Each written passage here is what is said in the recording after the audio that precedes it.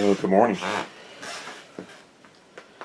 Well, a lot has happened to the 4 SQRP Regen radio since you've seen it last. It's pretty much done.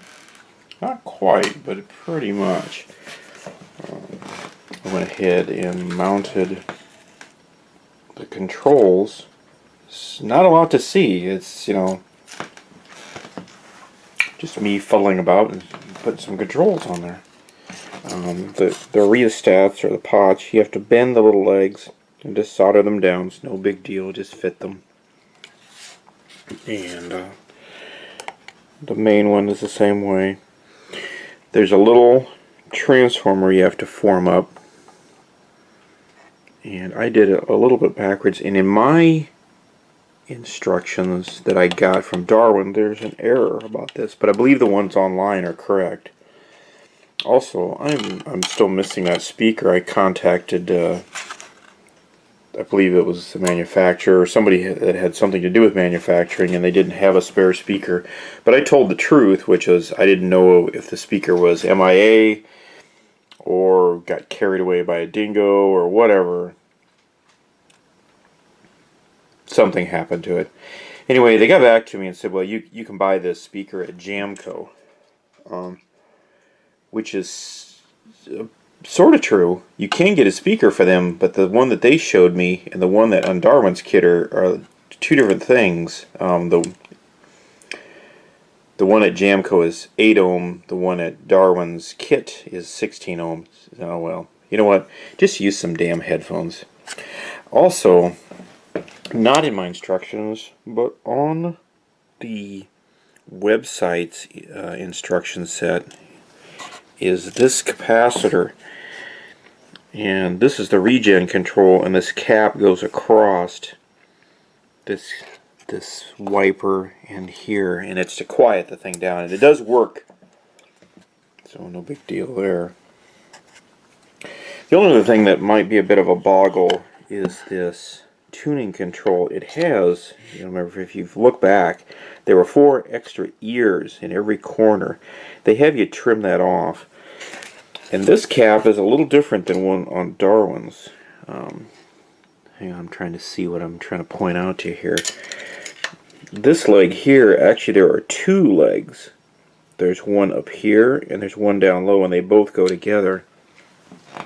The kit doesn't really say anything about those extra legs, and so I deduced from a picture on their website that goes there. Here's the gimmick. I formed up the gimmick. All it is a piece of magnet wire. You twist it. I believe it says 3 half turns. And what I got out of that is you hold it and then rotate it a whole half. So it's more like, I guess, a turn and a half.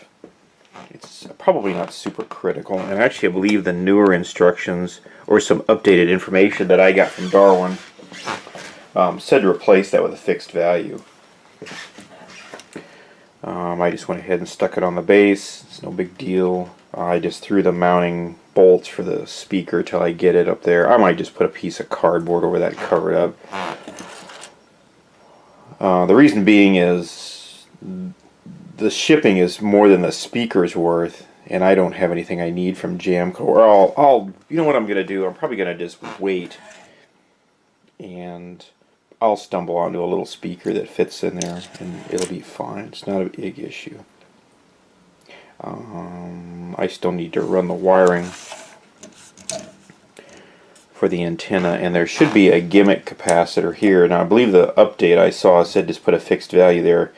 There's a Yahoo group, if you like groups of things, and there's a little bit of information in there. There's some controversy about this cap here and about the gimmick. But to be really honest, I didn't glean a lot of new information out of there. So, I don't know, I guess I thought there would be more information. No big deal. I also took a spot of super glue and tacked down this wiring here just to kind of neaten it up a little bit. Darwin's kit uses a snap, a 9-volt snap. The newer kits have these little battery trays, which I really like. This was no big deal to put together. Matter of fact, screwing this to the wood was pretty basic. I took a small jeweler screwdriver and just augured into the thing. I was too lazy to go get a drill bit and drill motor. And that's all there really is to this so far. I'll finish the wiring here, and we'll try and figure out how to get it online and get it up and running. I'll probably use one of my big antennas out back. But I'd read somewhere that this is approximately 2 hours. It's probably 2 hours if you know exactly what's going on. But since I had to stop and kind of bolt new instructions with old instructions and figure out what was going on, it took me a little bit longer. But that's okay. Not like I said before, not in a big hurry. We're just trying to have a little fun and put a few things together. So when you see this next, it'll be up and running, or attempting to run. We'll take it for a little test drive and see what we hear. Anyway, thanks a lot. Take her easy.